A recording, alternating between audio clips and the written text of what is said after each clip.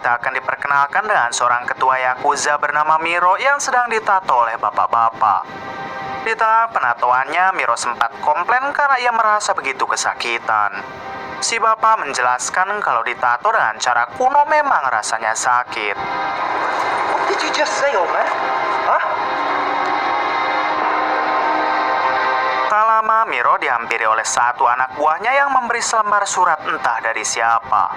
Saat dibuka, ternyata surat itu berisikan pasir hitam dan tidak ada tulisan apapun. Melihat hal tersebut, si bapak tukang tato langsung gemetar sambil berkata kalau ini adalah pertanda buruk. Miro yang tidak mengerti, ia pun meminta agar si bapak menjelaskan apa maksud dari surat tersebut. Si bapak menjawab kalau itu adalah surat kematian dari ninja dan sebentar lagi kelompok Miro pasti akan dibantai.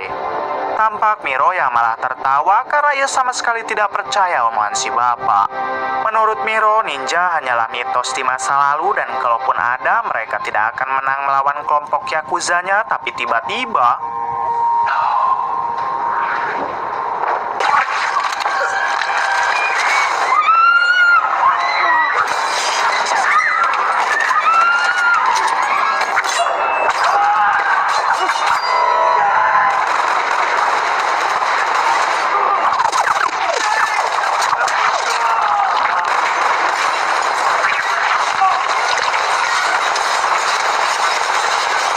dalam hitungan detik, ninja itu berhasil meratakan semua anak buah Miro.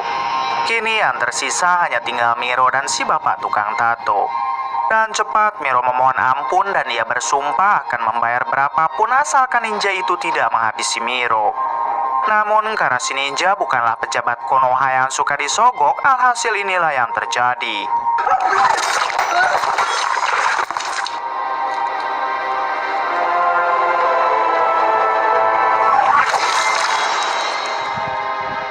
Adegan berpindah ke 20 tahun sebelumnya dan kita akan dibawa ke sebuah markas ninja pembunuh yang diberi nama Klan Ozuno.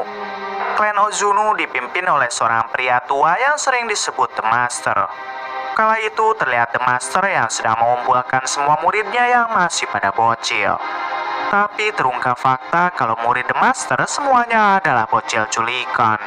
The Master akan menjadikan mereka semua sebagai ninja mesin pembunuh yang tidak ada tandingannya.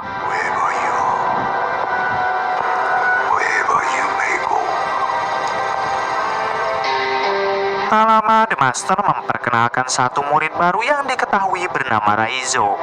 Sama seperti yang lain, ternyata Raizo juga adalah bocil culikan yang baru dibawa oleh The Master.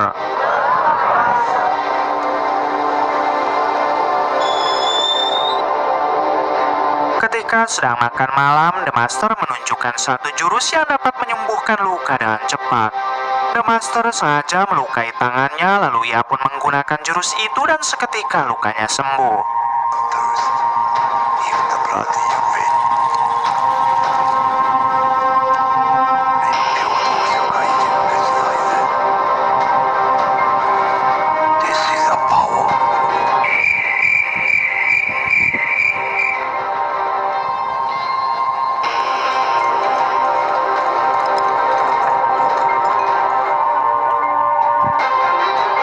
Di hari berikutnya, The Master melatih semua murid, terutama Raizo yang merupakan murid baru. The Master adalah sosok guru yang kejam karena ia tidak akan menghentikan latihan sebelum muridnya menguasai jurus yang dia ajarkan. Kekejaman The Master bisa dilihat saat ia mengajari Raizo berjalan tanpa suara. Kaki Raizo terus saja dipecut sebab ia belum juga menguasai jurus itu.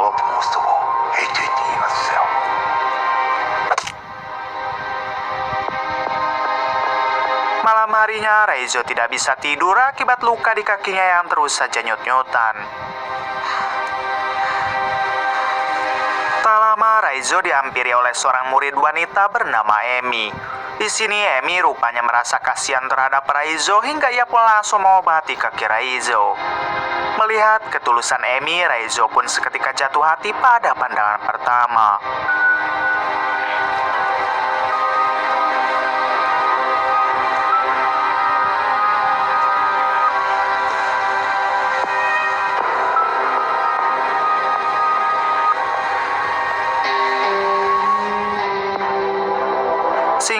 Karena beberapa tahun kemudian, kini Raizo dan para murid lain sudah beranjak dewasa. Tampak saat itu Raizo sedang mengobrol dengan Emi karena ternyata sekarang mereka telah mempunyai hubungan. Raizo dan Emi selalu menyempatkan untuk apel berduaan di sela-sela istirahatnya.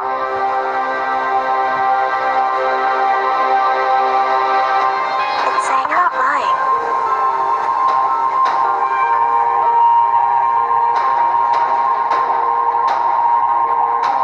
Selang beberapa saat, Raizo kembali berlatih dan sekarang ia diduelkan dengan seorang murid songong bernama Takeshi. Ini orangnya.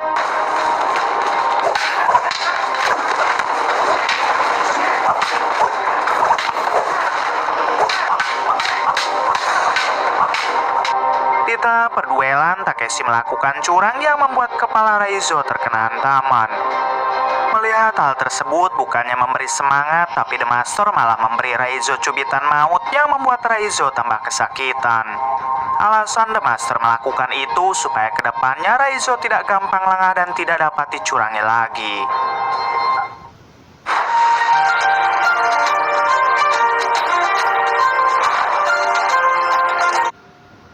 Raizo tidak gampang lengah dan tidak dapat dicurangi lagi.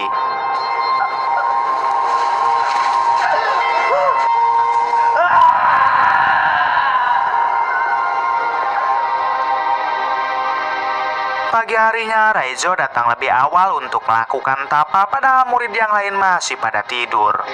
Rupanya sekarang Raizo mulai akan bersungguh-sungguh dan meningkatkan latihannya supaya dirinya menjadi ninja terbaik. The Master yang melihat hal itu tentunya ia merasa senang karena Raizo mulai ada perubahan. Beberapa bulan kemudian, Raizo diberi latihan khusus oleh The Master, yaitu ia harus menutup matanya selama 1 tahun.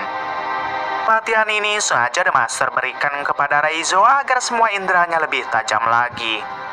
Raizo terus saja menjalani hari-hari dengan kondisi mata tertutup. Hingga di suatu waktu, Raizo kembali diduelkan dengan Takeshi, si murid songong. You must see with the mother in your eyes.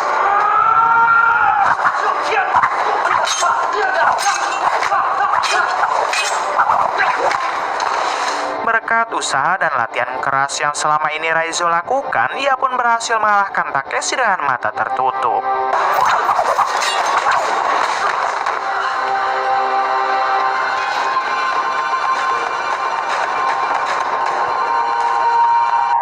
Selanjutnya, giliran Emi yang diduelkan dengan murid lain. Saat Emi telah berhasil mengalahkan lawannya, The Master meminta Emi untuk melukai si lawan dengan lebih parah. Namun Emi yang merasa tidak tega, ia pun menolak perintah The Master. Alhasil Emi lah yang harus dihukum oleh The Master karena telah berani menolak. Melihat Emi disakiti, Raizo hanya bisa terdiam meskipun dalam hatinya ingin sekali membela. Hukuman Emi rupanya tidak sampai di situ karena ia juga akan dikurung di dalam kandang untuk beberapa hari. Keesokan malamnya, diam-diam Raizo mendatangi Emi. Raizo memberikan Emi minum dan terlihat ia sangat begitu kehausan. Kemudian Raizo mengatakan kalau Emi jangan pernah melawan lagi perintah The Master apapun keinginannya. Why? Why, Kiriko? Singkatnya, kini Emi telah bebas dan kembali berlatih dengan para murid lain. Nampak jelas di wajah Emi seperti sudah tidak nyaman tinggal di sana.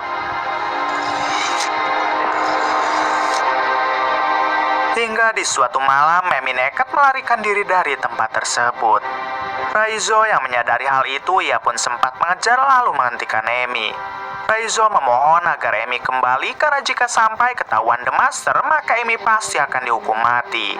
Sayangnya Emi menolak sambil berkata kalau ia lebih baik mati daripada harus menjadi murid The Master lagi.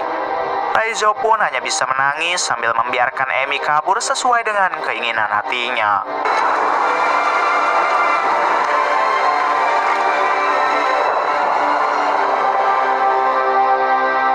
Pagi harinya, Raizo terbangun karena mendengar suara teriakan wanita yang sedang disiksa. Ketika dilihat, ternyata itu adalah Amy yang berhasil ditangkap oleh The Master. Kemudian Amy diikat di tiang karena The Master pasti akan menghukum mati untuk siapapun yang berani mencoba kabur. Di sini The Master menunjuk Takeshi si murid songong untuk mengeksekusi Amy dengan menggunakan pedang. Tentunya Takeshi sangat bersemangat sebab ia tahu kalau Amy mempunyai hubungan dengan Raizo.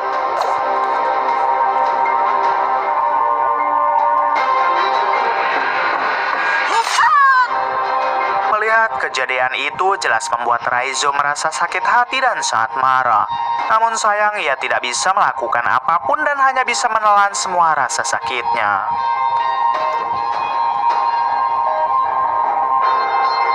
Lima tahun kemudian kini Raizo telah dewasa. Bahkan sekarang ia telah menjadi ninja terbaik di klan Ojunu. Saat ini Raizo mendapat tugas dari The Master untuk menghabisi seorang pria gendut di sebuah apartemen. Hingga ketika si pria gendut itu masuk ke dalam toilet, dengan cepat Raizo langsung melakukan aksinya.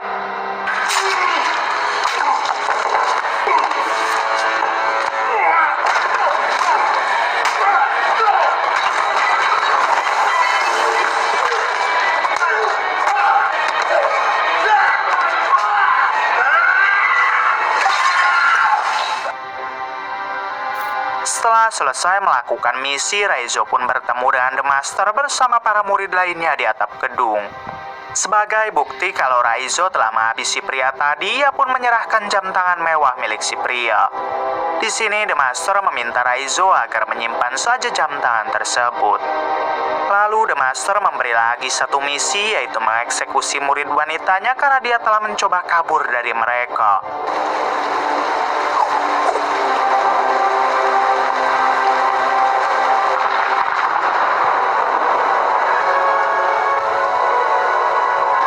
Seketika Raizo teringat dengan Amy kekasihnya yang pernah dihabisi saat sedang mencoba kabur. Dengan penuh amarah, Raizo menatap The Master, lalu inilah yang dia lakukan.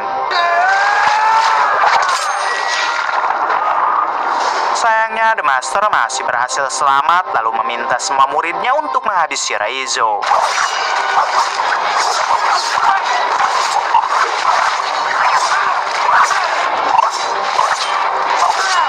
Raizo yang kalah jumlah, ia pun dibuat kewalahan sampai ia terjatuh dari atap gedung.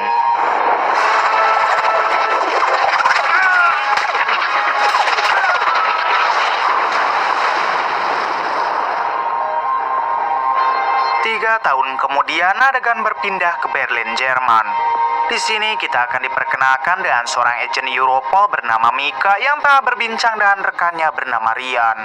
Rupanya Mika telah membahas kasus pembunuhan terhadap para pejabat Jerman yang belakangan ini terjadi. Si pembunuh sangat sulit ditemukan karena dia bergerak begitu cepat bagaikan ninja. What is the... You remember I started looking at international wire transfers. Mendengar nama ninja, tentu saja Rian tidak percaya karena menurutnya ninja hanyalah mitos. Rian yakin kalau beberapa pejabat yang tewas dihabisi oleh pembunuh bayaran biasa. 1,000 years old. They probably don't change a lot, but they are out there and they are killing people.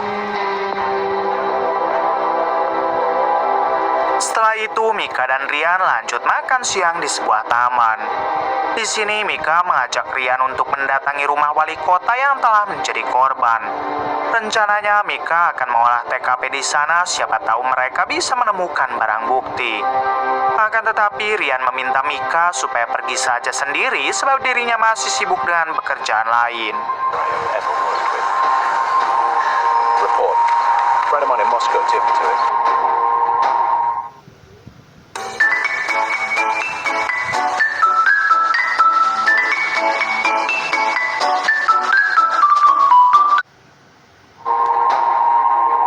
Sore harinya, Mika mendatangi rumah mendiang si wali kota yang dimaksud. Mika disambut baik oleh istri si wali kota, lalu mereka pun lanjut mengobrol. Si istri menjelaskan kalau sebelum kejadian semua lampu di rumahnya tiba-tiba mati.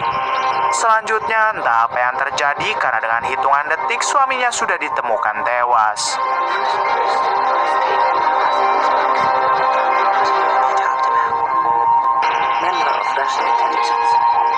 Mika pun bertanya apakah di rumah ini ada CCTV. Si istri menjawab ada, lalu memberikan memori rekamannya kepada Mika.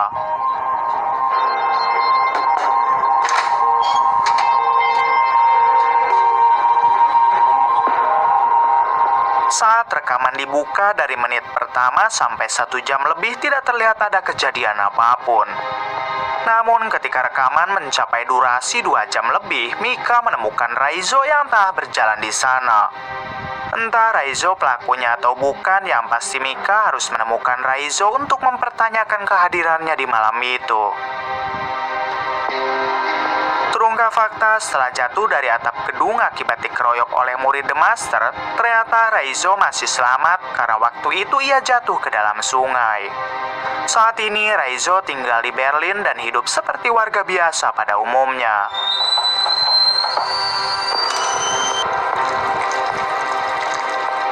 Namun walaupun begitu, Raizo tidak lupa untuk selalu mengasah ilmu bela diri ninjanya.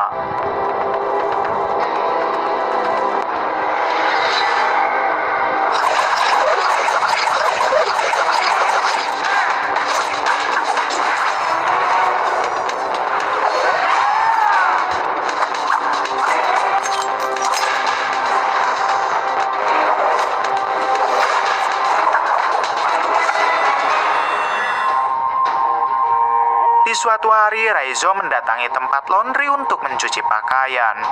Di sana, Raizo bertemu dengan seorang wanita Jepang yang meminta Raizo agar membantunya menilep selimut.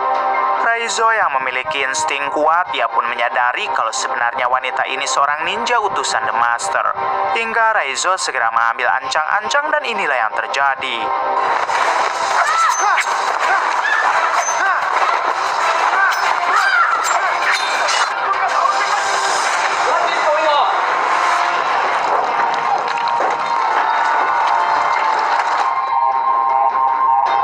Di hari berikutnya terlihat Mika yang didatangi oleh atasannya. Di sini si atasan bertanya apakah Mika sudah berhasil melacak pembunuh misterius yang telah menghabisi beberapa pejabat Jerman.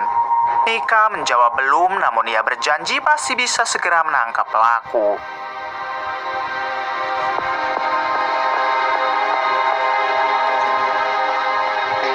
Malam harinya ketika Mika hendak pulang, ia pun merasa ada yang aneh karena tidak biasanya lampu di blok itu pada mati. Mika mencoba bertanya kepada tetangganya terkait apa yang terjadi, namun si tetangga menjawab tidak tahu. Di sini Mika belum mencurigai apapun hingga ia bergegas masuk ke dalam.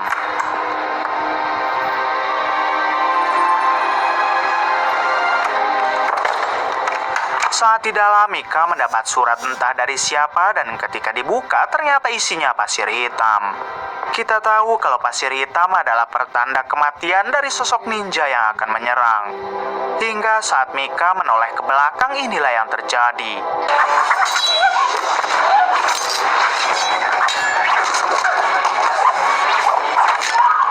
Mika hanya bisa melohok ketakutan ketika melihat dua ninja yang tengah berduel. Mika sama sekali tidak tahu siapa mereka dan kenapa mereka saling bertarung.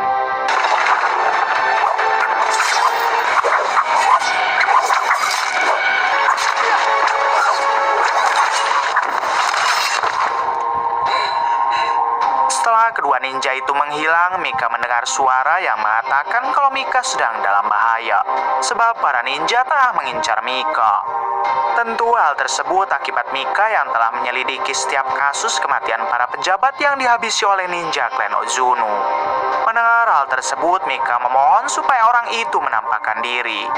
Mika berjanji akan melakukan apa saja asalkan dia mau menghampirinya. Pada akhirnya orang tersebut menampakkan diri dan ternyata dia adalah Raizo. And you knew him? You know about that? No. Raizo menjelaskan kalau dirinya juga merupakan mantan ninja dari klan Ozuno atau klan pembunuh. Selama ini Raizo menyimpan dendam kepada klan Ozuno karena telah menghabisi kekasihnya. Mengetahui itu semua, Mika mengajak Raizo pergi dari sana sebelum para ninja yang lain datang.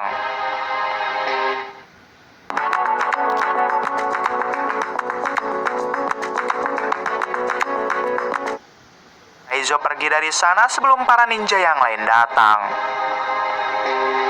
Di tengah perjalanan, Mika bertanya kenapa Raizo bisa ada di rumahnya dan kenapa juga Raizo tertangkap kamera CCTV saat pembunuhan si wali kota.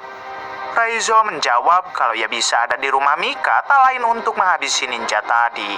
Sedangkan alasan Raizo ada di rumah mendiang si wali kota juga untuk memburu para ninja lainnya. Dirasa Raizo mempunyai misi yang sama, Mika pun mengajak Raizo untuk bekerja sama. Beruntung Raizo setuju dan mau bergabung. Following our sin. Like dogs.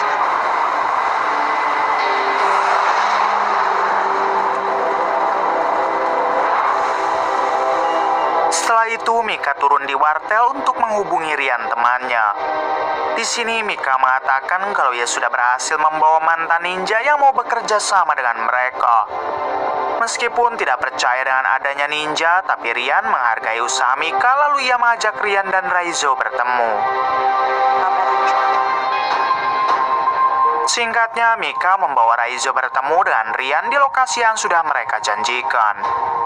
Namun ketika mereka sampai di sana, tiba-tiba Raizo dikepung oleh para militer atas perintah Rian.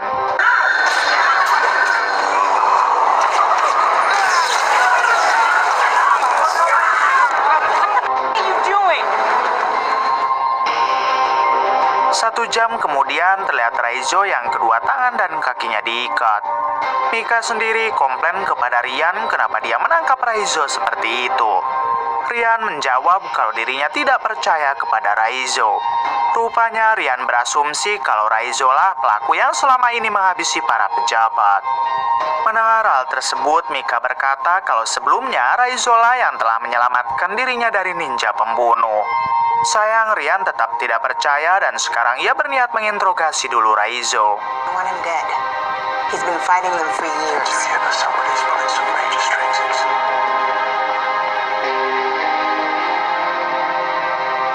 Dan cepat Mika mendatangi Raizo lalu meminta maaf. Mika menjelaskan kalau ini hanyalah salah paham dan ia pun berjanji akan segera membebaskannya.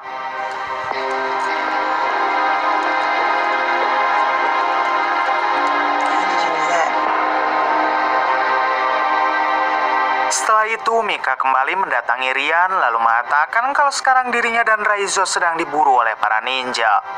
Mika yakin sebentar lagi para ninja itu akan datang, jadi ia akan sangat membutuhkan Raizo.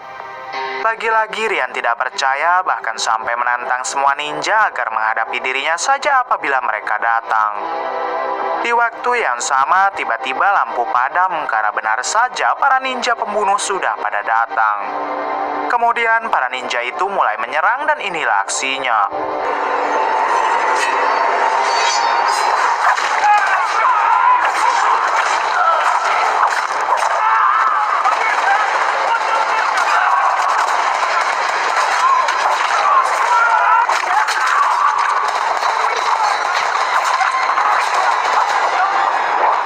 Di tengah pertempuran, Mika berhasil mengambil kunci borgol Raizo lalu ia pun melepaskannya.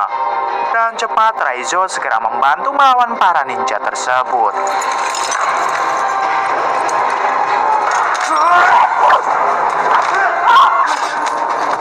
Let's go.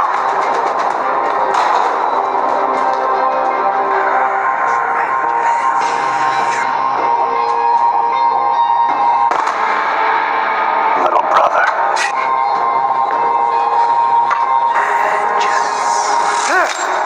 Di balik itu, Rian yang sedari awal tidak percaya kepada ninja, sekarang ia percaya lalu memilih untuk bersembunyi menyaksikan semua pasukannya dibantai. Kembali kepada Raizo yang masih berusaha melawan para ninja tersebut.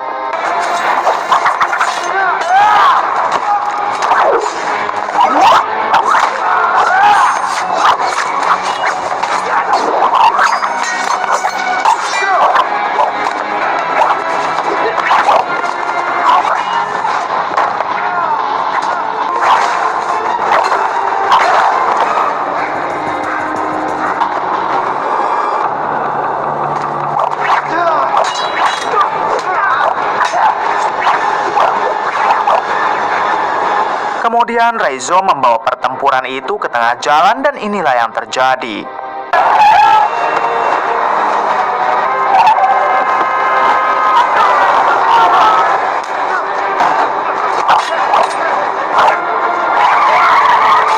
Karena satu melawan banyak, Raizo pun kewalahan dan hampir dihabisi oleh Takeshi si murid songong. Namun untungnya Mika datang tepat waktu dan membawa Raizo pergi.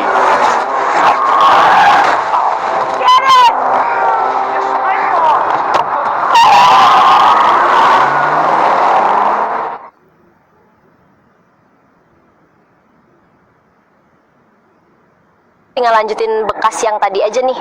Kita lihat tombol hitam ini beneran ada. Nah, ini loh guys.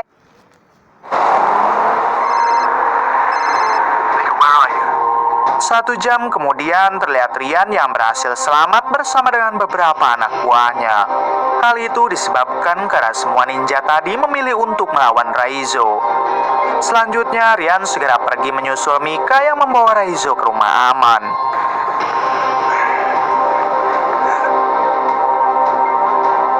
Setibanya di sana, Rian dibuat terkejut saat melihat kondisi Raizo yang tak sadarkan diri karena perutnya terkena sabetan pedang.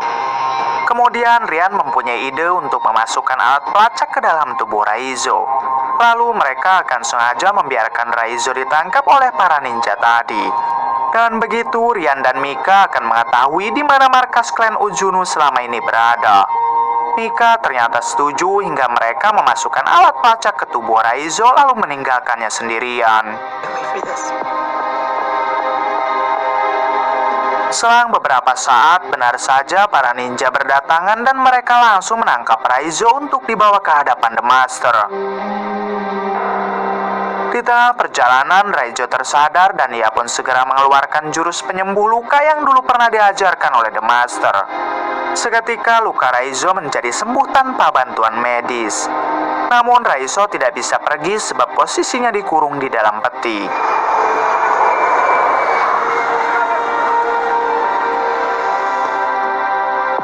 Singkatnya, Raizo dibawa ke hadapan The Master tepatnya di markas klan Uzunu. Di sini The Master mengungkapkan kekecewaannya terhadap Raizo yang malah berkhianat. Sebelum menghabisi Raizo, The Master akan menyiksa dulu Raizo di hadapan semua muridnya dengan menggunakan cubitan maut.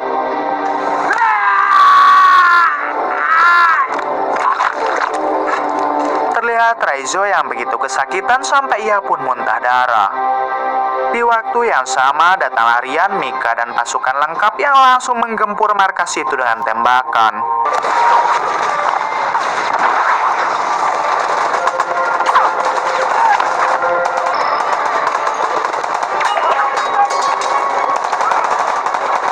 Di tengah pertempuran, Mika melepaskan ikatan di tangan Raizo. Selanjutnya, Raizo langsung pergi mencari Takeshi dan The Master untuk membalaskan dendamnya.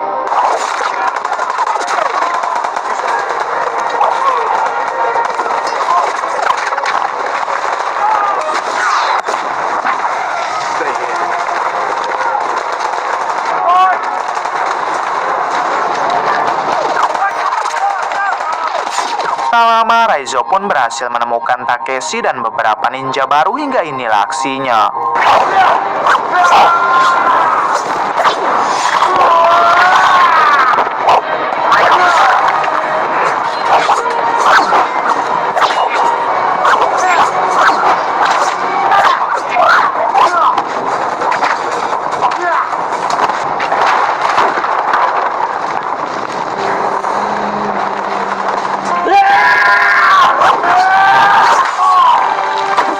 Hanya dalam hitungan menit, Raizo dapat menghabisi Takeshi beserta para ninja tersebut.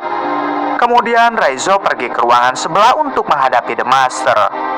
Tampak The Master juga sudah siap menghadapi Raizo, lalu terjadilah perduelan di antara mereka.